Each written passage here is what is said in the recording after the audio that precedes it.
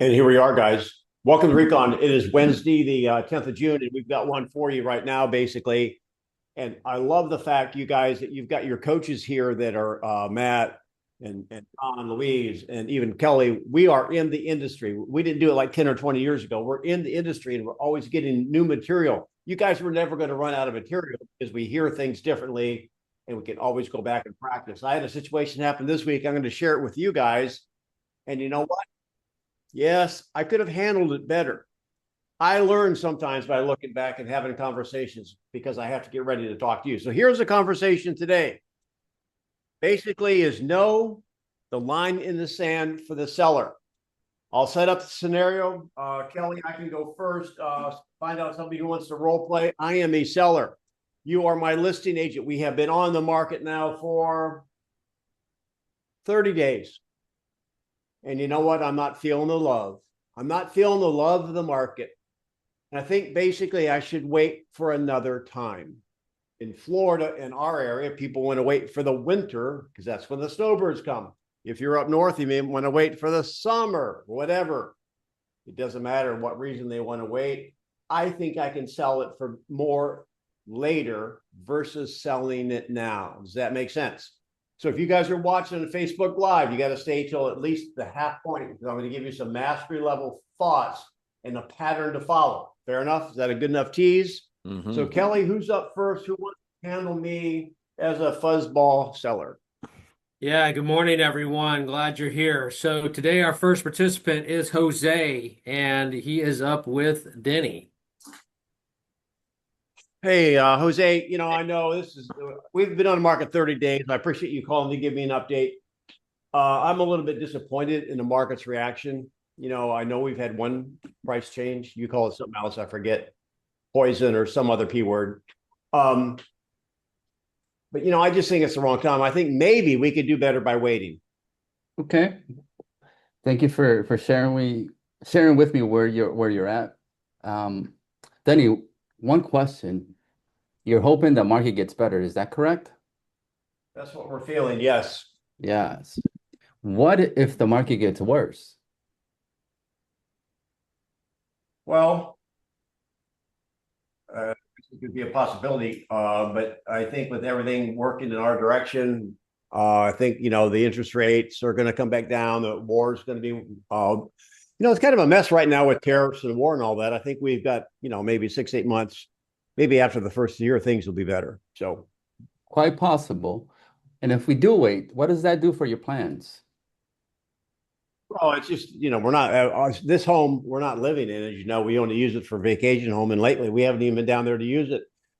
We've let friends use it, so it doesn't really hurt us to wait. We can just let friends use it some more. Understood. My real concern, Denny, is we know where the market is at right now, right? My fear is if things turn south and it gets worse in 6 months and a year, does that change anything for you? Well, I think you just kind of asked that question. So let me ask you, what's your prediction of the market in 6 to 8 months? I don't know. Is keeping it an option for you, Denny? Of course. Well, let me ask you. I mean, you're basically you have a fear of the going downhill, but you don't know what's going to happen. But you seem to be taking the downhill position. Why? I am not taking any position. I just want to focus on what we do know right now. And I want you to ask yourself whether we can capitalize this or should we wait and take that gamble? Well, here's what I know now is that it's not selling at the price. We've lowered the price already. The market is saying no. I think that's your saying. And it's the point where it makes no sense to sell it if at that number, blah, blah, blah. So I think maybe we'll just wait for a better time. What do you think? We're going to do what you want, Denny. But before we decide, is there another number that you might consider selling at? For what we know now and what the market is telling us? Well, we're at 450 and we went down to 435. And I didn't think it'd have to go below that. I might go down another 10, but other than that, I'm just not going to give it away. What is the ultimate number where you consider giving it away? 425 would be the number. You mentioned 410. What do you mean by 410? No, I said go down another 10. Oh, go down another 10. Denny, if we do the reposition and if that whatever the time frame the market continues to say no, would you be comfortable with that? Or we go down another 10 and the market says yes. How would that make you feel? Well, time. Okay, so I actually kind of enjoyed it. A couple points came out that I want to bring up. And when we get into mastery a little bit, Jose basically is a student of questions. I don't really have anything to share right now on that. I will later. Matt, do you have any comments? A little bit, just a few.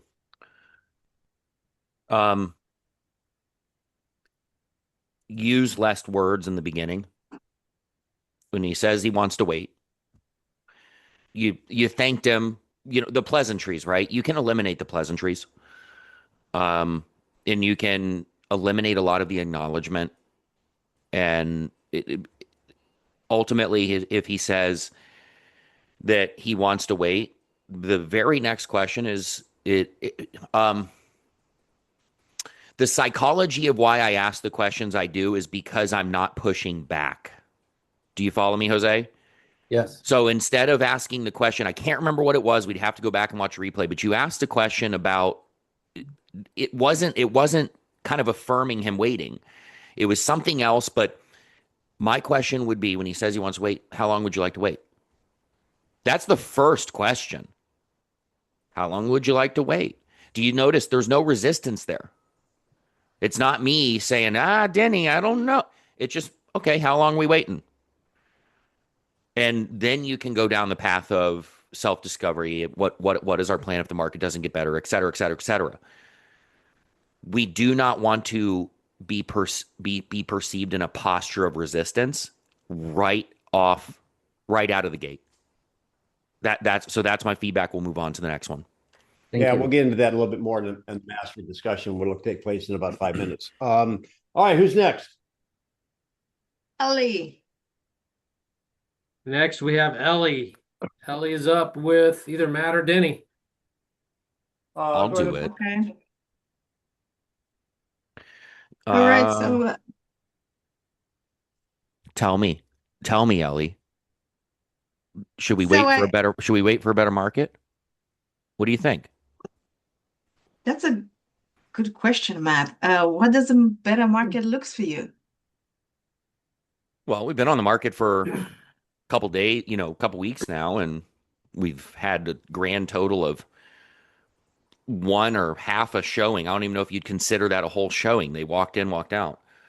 So I don't know. I'm thinking we just might be better served just by waiting. Okay, I hear you here. And let me ask you, Matt, what's the cost by waiting for you looks like? What do you mean the cost? I mean, is waiting an option? Well, yeah. I mean, I live here. I got to live somewhere. Okay, so when you sell this one, you have to buy another one, am I right? Not right away. I mean, we're open. We're willing to rent. Okay, so you are open to rent and paying somebody else's mortgage instead of yours. Where are you going? Well, Motivation and careful. something, yeah. You're I'm not. I know. hang on, Ellie. You're violating what he just said. Mm-hmm. Now, here's a little hint for everybody. Pretend like you have a striped shirt on and you have a whistle. What are you if you have a striped shirt on and you have a whistle? Referee. A referee. Who is the referee rooting for? Either. The Knicks. So make sure you have the metaphor. You can't root for either way right now. Right. You are the referee. Right. So when you said, "Oh, you want to be somebody's landlord," you're fudging the scoreboard. Yeah, willing to pay somebody else's mortgage. So remember what I just said to Jose, which Jose was much less in resistance than you were just now. You're essentially telling me, listen, you moron, you want to go pay somebody else's mortgage? Yeah. And that's why I said, where are you going? Like where, and that was in the role play. It's like, Ellie, if I were the seller, where are you going? Like Ellie, Oh. and we'll jump right back in. Yeah. Ellie, we just want to wait. We Okay. want to wait until the market, gets better. We think we do. Okay. And Matt, so if waiting it's an option for you, how long are you willing to wait? Well, see, that's the how long is a piece of string question. I don't know. I mean, we hope the market gets better at the beginning of the year or after But midterms or whatever, but we just hope it gets better. We're not happy with where it's at right now. okay. And what would be the number that would make you happy? Well, frankly, I'm not thrilled with the number where it's at right now. So I'd like it to be more than the 950 we're at the moment. Okay. 950, you said? Yeah, 950,000. Okay. And Time. All right. All right. yeah, thank you. Thank you. Okay. I Who's got in like- the queue? We got Michelle with yours truly. I'm pointing to you, Denny. With Matt. No, it's well, if you want to go with me, I'll go. Okay, let's go. No. Oh, no. What do they call that? No takebacks or Indian giving? No Indian You giving. don't want to go with me? I would go with you, Denny. All right, Michelle. Good answer. I would just pass on you altogether. Okay, let's go. All right. I'm going to go back to the other scenario. I was with Kelly or Jose. Right. Hey, listen, we're at 4:35 now. It's been a long Somebody needs to mute. We're- Who is Ramon? Somebody. Yeah, there you go. listen, we're at 4:35. I don't think now's the right time. So I think we should wait for the market to change. I think basically after the midterms, the end of the year, first part of the year, the market will be better. So we, hey, I like you. We'll use you when we're ready. I just think now's a bad time. Okay. And you said wait till after midterms. And what is your plan, Denny, if the market doesn't get better after midterms? Well, again, we're not in a pickle. Right now, the market is unacceptable to us right now, and do you think the market will be worse after the midterms? Denny, I don't have a crystal ball in front of me, so I can't really You're not allowed to say that. Oh, That's right. Don's not here to correct you, but he would have corrected you. Hold on, Michelle. Okay. Let me give you the words because I'm tired of the word salad people keep serving up here. okay. Denny, it could be. It It very could well. be. It very well Okay. could be. Mike, the question is, if it is, what does that do for us? So, and again, here's the teaching point. This is the second time it's come up, and I called you on it. You tell me, what if it's not better? And I ask you what's going to happen, and you don't know. It seems like you're fudging the score a little bit. You're trying to get me to learn or look at the negative and not the potential upside. You see what you're doing? Mm-hmm. Remember, you're the referee. You're agnostic about my decision. But hey, we don't have to sell. If we have to hold another year, we will. All right, Denny. Yes, holding it another year is definitely an option. And what will you do with the property within that year? Well, again, we use it as a second home. We let people use it. Maybe I'll take advantage of a seasonal rental. The rental market's still pretty good. So what's the harm in that, right? Yeah, there's no harm in that, and I can definitely help you with it. Denny, what if there is a potential for us to receive an offer while you are renting it out? Is that something that you would be open to? No, I'm not going to mess with. I'm not. Once I decide to go down that way, I don't want to go back and forth. It's not fair to the tenants. Yeah. Okay. So remind me again, why were you planning on selling in the first place? You're lost. I know. It's okay. I want to stop you right there because now we're like we're just lost. We'll just call it what it is. All right. If I may, and then and Denny, you can go. You know how when a buyer calls and this is a Dennyism, right? You know, they call and they want to see the property, and you're like, sure, when would you like to go? Right? Like right out of the gate, no resistance. When would you like to go? Kind of where my brain is going here, and I've done this before. Like I've done it in multiple different ways. I've had clients that have been perceived as complaining. They're buyer clients that have been perceived as like they're complaining about my service. And I immediately ask them, would you like a new realtor? Right? Because I'm not afraid of the hard answer. And then, nope, that's not what I said. And then with Denny as a seller, I think I might want to, wait until next year. Okay, when would you like to take it off the market? That's where my head goes. Like, all right, when would you like to take it off? Right? So, Denny, you can jump in, but that's kind of where my head's at. Let me give you the mastery level thinking here. 1.1 Matt already brought up. So we're halfway through. So if you're taking notes, this is where you would take notes. There is a destination I want you to get at. Thus, if you look at the thumbnail, you'll get it. Number one, mastery level thinking. When the weaker agent will say, don't take it off the market, you are favoring one team over the other. You've taken off the striped shirt, and now you're wearing your favorite team's jersey. Now, who would think you're impartial if the rep was wearing the opposing team's jersey? The stronger or the better, or what the seller will hear you when you say, well, don't take it off the market. What if the market's worse? They're saying you want to sell it because you want a commission. That's what they hear.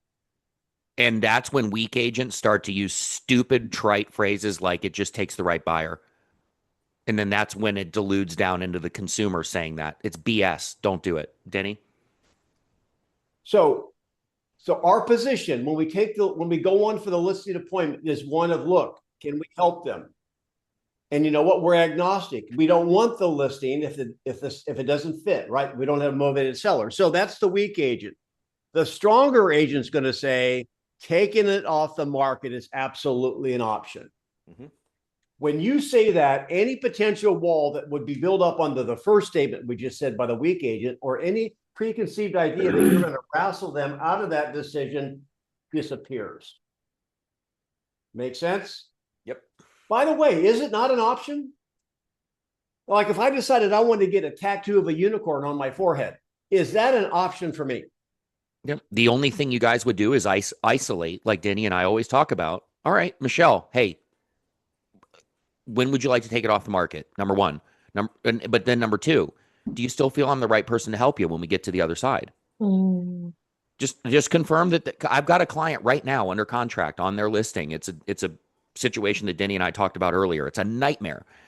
We've had their house on the market 4 times now because every time they weren't ready, they didn't need to sell. But every time I isolated, all right, do you still feel I'm the right person to help you? Yes, I do. Okay, great. We'll take it off. No resistance. Denny? So when you take that, all the pressure's off. Now, basically, let me go back one. The agent's getting out of judgment into curiosity. You've heard us say that all the time. Get out of judgment. Write that down. Get out of judgment into curiosity. In almost any setting, don't form a judgment right away. Start asking questions. Get into curiosity. And what you're starting to do then is you're getting into exploring what's on their mind instead of persuading. Right. All the role plays, Jose, you were the closest one, although you kind of tipped your toe in a little bit of trying to persuade me not to. Do not do that. Now, this shows up a lot of different ways. I want to wait for a better time of year. I can't sell it. I'm going to rent it. I'm not going to sell it. I'm going to keep it.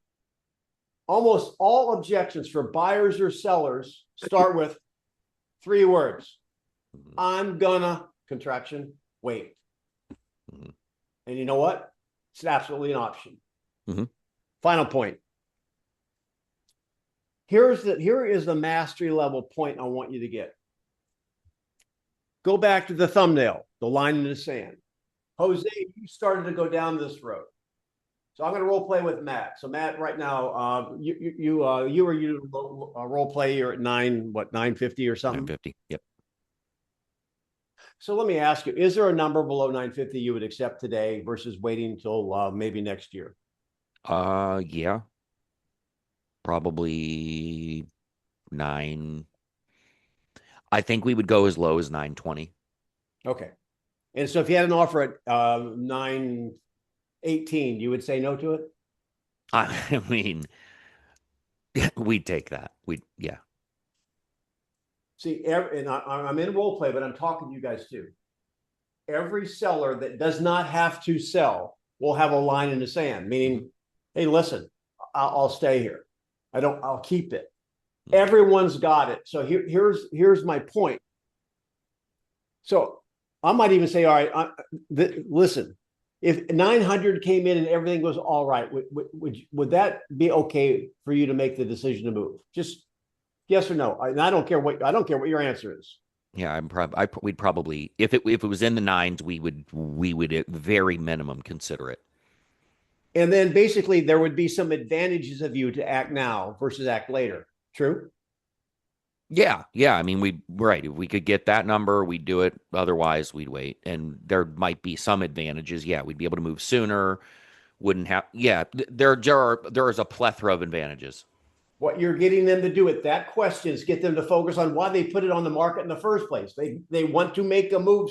They want to use the equity for something. In his case, unlike mine, I'm not even using the house. I'll let my friends use it. He's going from one house to the other. So there should be a bell going off in the back of your head. Oh, you want to wait for the market to get better so you can get more money and pay more money? But we're not even going to go down that road. What I want him to do is give me the number. Here's the strategy. Never let someone, and this is in the thumbnail, guys, look. Never let a seller quit when winning's still a possibility. Mm-hmm. Write that down. Here's the strategy, Matt. I'll tell you what, 900 is the number. We've already talked about it. Why don't we take it down to that number, whatever that number is, 900 or 905,000. And let's let the market make the decision. If the market says no to your line in the sand, then maybe that's the decision you should make. Here's the point, guys. Why would we let them quit on the wrong side of winning? If they're willing to take it, then take it down to that point. And you know what? You don't have to take an offer $1 less. Does that make sense, Matt? Been doing that for 20 years. At what price would you not be a seller?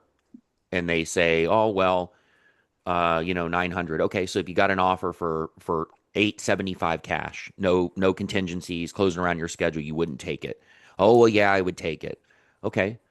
So before we completely give up, how would you feel about repositioning to 875? The only offer we have to accept is a full price offer. Everything else we can tell no, and if the market says no in a couple weeks, we take it off, and at least we have our answer. So yeah, it's the best strategy. And the thing is, they could say no, guys. They could say no. All right, no problem. When would you like to take it off? It's that easy. You could do it. And here's the thing. Matt said something kind of a key here, and we'll get ready for the next role play.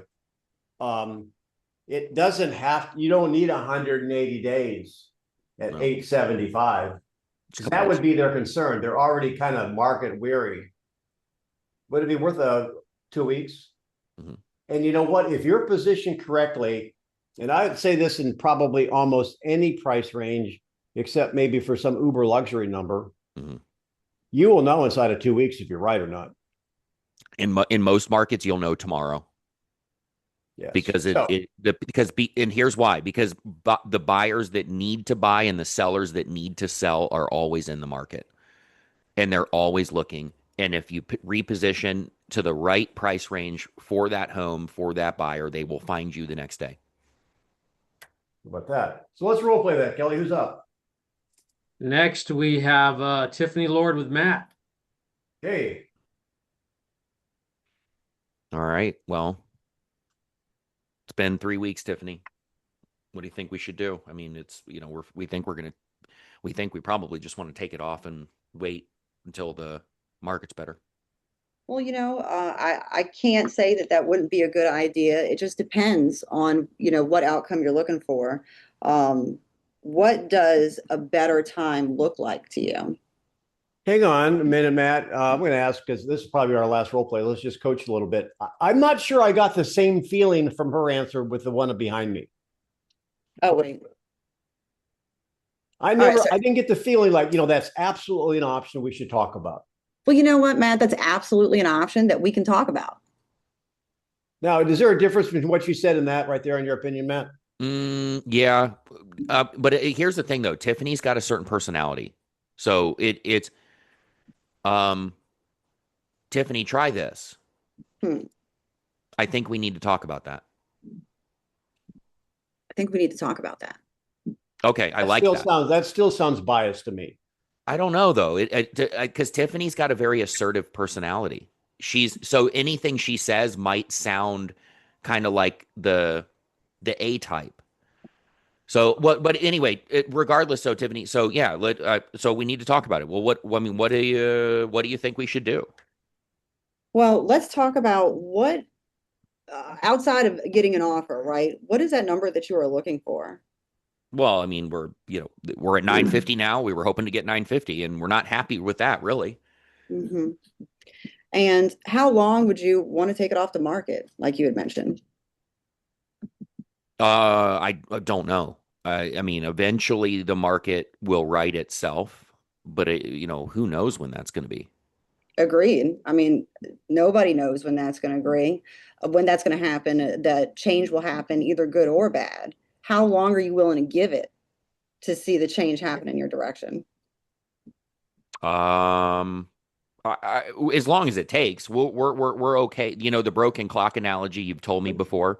It's right twice a day. We're willing to wait until the broken clock is right. Okay. And what are you going to do with it in the meantime? We're going to rent it out? No. We'll stay here. You're going to live in it.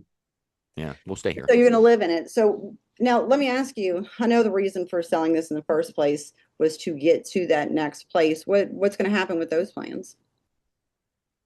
Now you are down the path of bias now. I don't know if she's going to circle back to the whole point. What's Right. the point? What's the point of the thumbnail, Tiffany?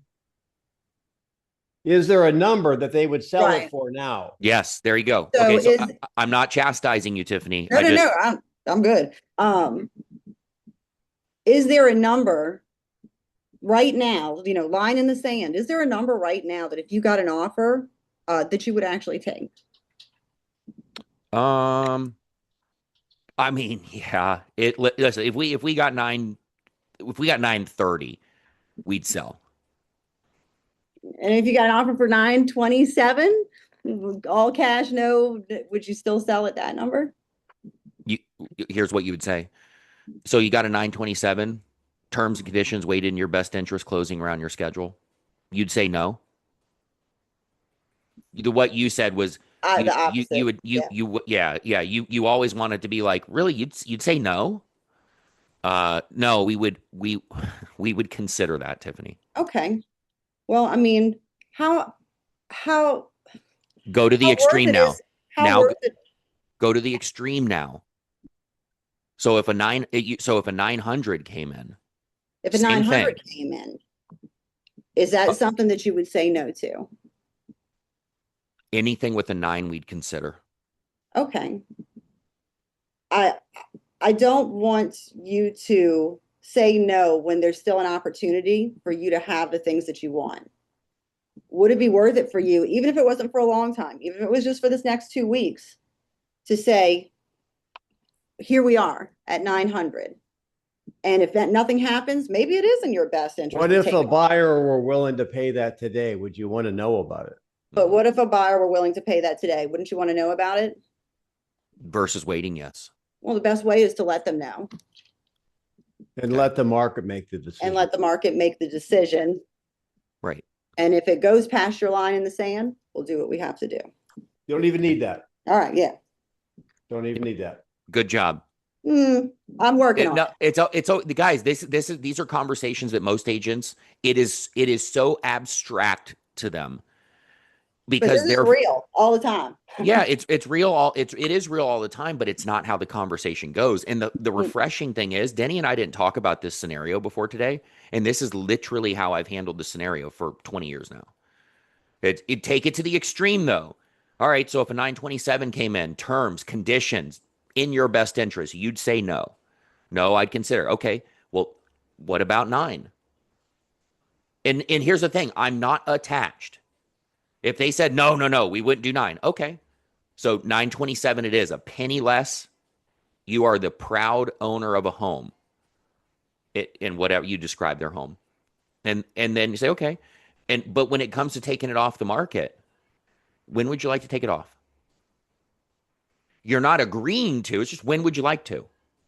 Because you'll see where they're really at. They might just be scared and want help. Denny? Yes. I trust you guys can see the wisdom in what we're trying to do here on this and other conversations. We're giving you the mastery level concept. We're teaching you a new dance move. So it's going to be a little awkward until it's not. And we could spend a week just on this conversation. But mentally, I wanted to bring you to the point of it would almost be malpractice if we didn't have this conversation with every one of our sellers before they pulled the plug on the listing, because they could be quitting on the wrong side of winning. You hear, y'all make this making sense to you guys? If they would take anything with a 9 in front of it and you let them pull it off the market at 930, did they win? Did you win? Mm-hmm. And they haven't even considered the option. Now And they're going to come back with one standard comment. Well, they're going to offer less. Matt's already said this. Mm-hmm. You don't have to take anything on that side of the line. So we'll draw the line in the sand and we'll let the market make the decision. We can say no just as quickly as we can say yes. So did you guys learn something today? Is this a concept that you could use and maybe save a transaction, help someone make a better decision? Yeah, and when you guys do it, and as Nancy said, and I'm not just saying this because you were pumping my tires, Nancy, when I agree enthusiastically, yeah, when you say it in that capacity, in that context where I don't care what happens, I could not care less. As long as you truly feel I'm representing your best interest, then you can have a conversation about, all right, well, hey,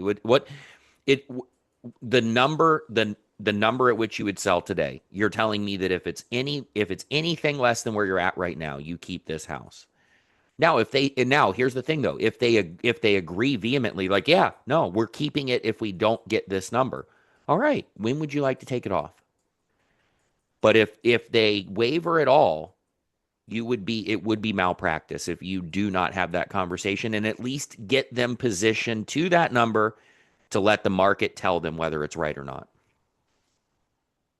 So we only have room for 10 more people here, or we'll be sold out. I appreciate people getting on early. So here's my advice to you before we go, and we'll see you tomorrow, is that let other people that you like, whether it's on your team or whether it's in your brokerage, know about Recon.